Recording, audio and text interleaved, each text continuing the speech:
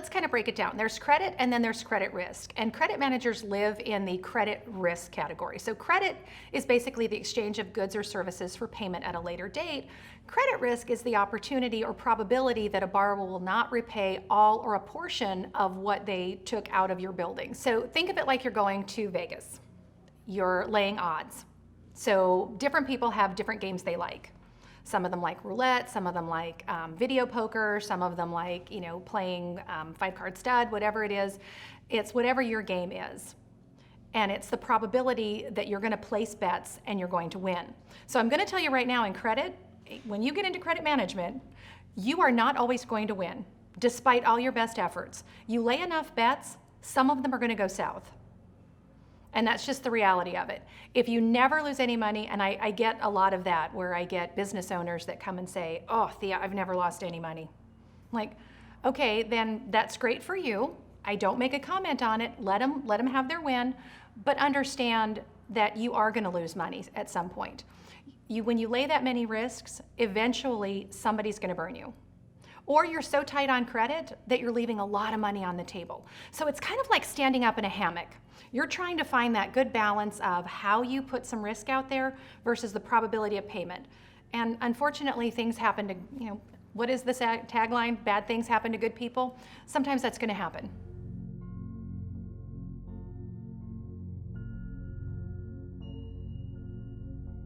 There's that risk-reward credit philosophy, and you can have one, and that's great to have a personal risk-reward philosophy that you like to carry from company to company. However, if you don't tie it up with your president, your CFO, and your sales manager, you are going to be completely screwed. Unfortunately, you don't work there by yourself. So if you're at polar opposite ends of that with the rest of your company, it's never going to work and you're going to constantly find yourself frustrated. So I encourage you to have those conversations and for you to find out what's going on behind that. And it's going to change over time. It's never going to be something that's just static. You want to keep refreshing it. You want to keep having those conversations.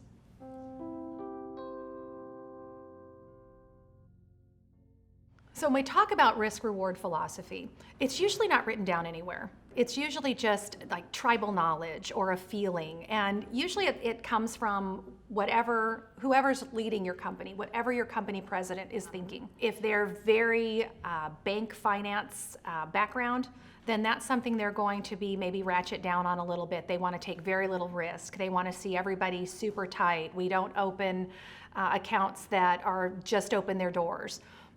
Or there's the more entrepreneurial spirit where it's like, hey, all are welcome, we take more risk, we understand we're going to have a certain number of write-offs.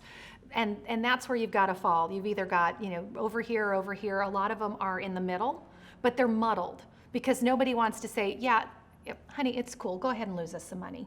Nobody's going to tell you that. But you've got to get a feel for it. So part of your job is to keep asking questions. Hey, what's our goal for this year? How are we growing? What's our risk? What's our margin of loss? What percentage are we shooting for? And how are we trying to grow as a company? And that's how you're going to be able to define that risk.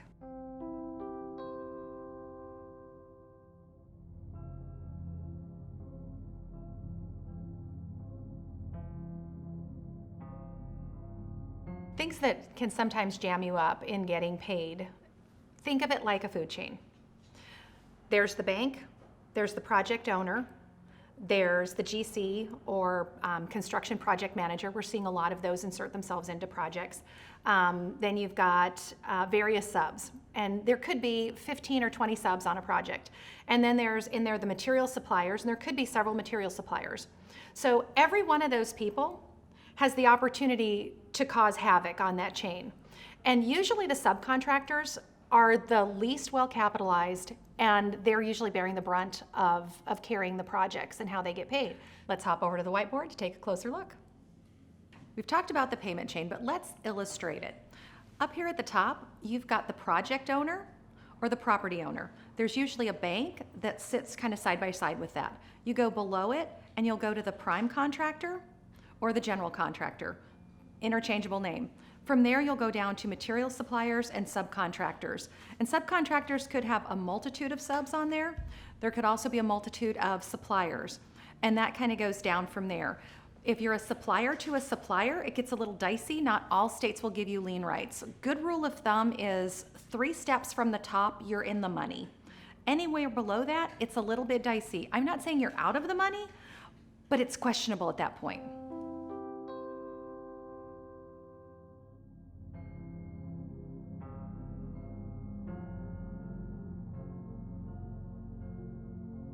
So what you want to watch for as you're going through this, have those conversations with your subcontractors and make sure you understand how that rolls up the food chain and every stop in between. That's where you're going to really want to pay attention to mechanics lien laws, which we're going to talk about in depth.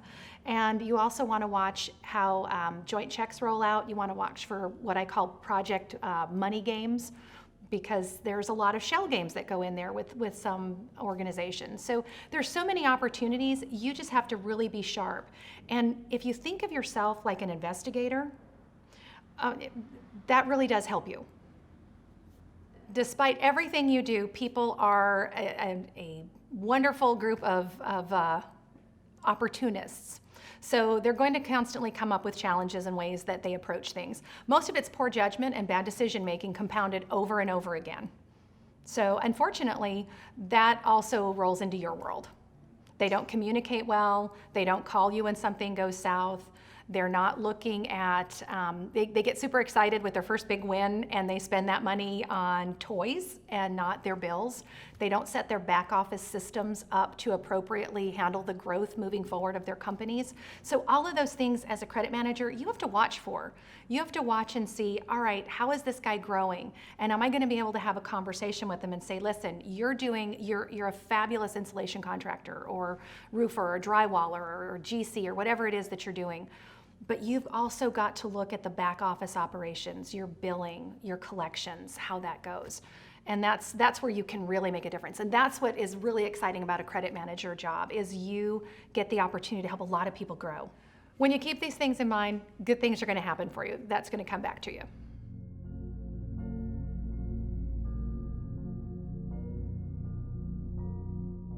This is just a small taste of a much larger class. You can take the full class for free at levelset.com. Join me.